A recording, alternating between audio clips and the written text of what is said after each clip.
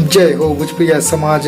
जी हाँ, तो अब की बार भोजपुरी के सुपरस्टार नायक और गायक मिस्टर रितेश पांडे से जुड़ल दो नया तरोताजा एवं बड़ी रिपोर्ट लेके बनी। उनकी एक साथ दो प्रोजेक्ट यानी दो फिल्म के करल में तैयारी और वो दोनों फिल्म बहुत जल्द रिलीज भी होकल बा। जी हाँ, उनकी दोनों फिल्म के ऑल काम संपूर्ण हो लगातार एक साथ कहने अभी देर कल के शाम के भी रिपोर्ट मिला।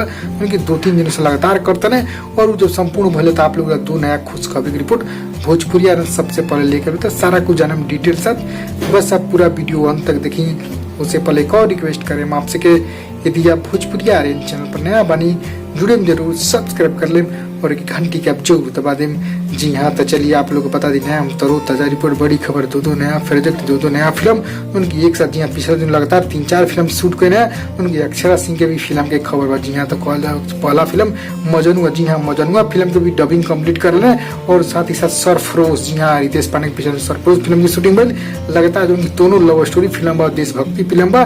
फिर नया रूप देखेंगे रितेश पांडे गायकी से लेकर कलाकारी में। जी हाँ, में कोई फिल्म में कोनो गाना कमी नहीं, काफी सुपर डुपर हिट फाड़ू गाना भी बा, स्टोरी भी काफी जबरदस्त बा।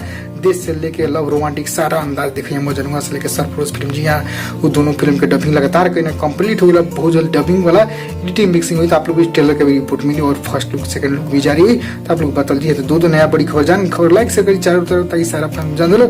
मजनुआ सरफरोश दो डबिंग कंप्लीट और रितेश पांडे दोनों को एक साथ कहना अपन फिल्म भोजपुरी इंस्टाग्राम पे भी अपलोड करें। इंस्टाग्राम सर्च करें भोजपुरी में फॉलो करें और खबर कैसा आप लोग फिल्म कब देखा बहुत जल्द रिलेटेड भी ऑफिशियल लेके कंफर्म जुड़े जरूर सब घंटी दबा।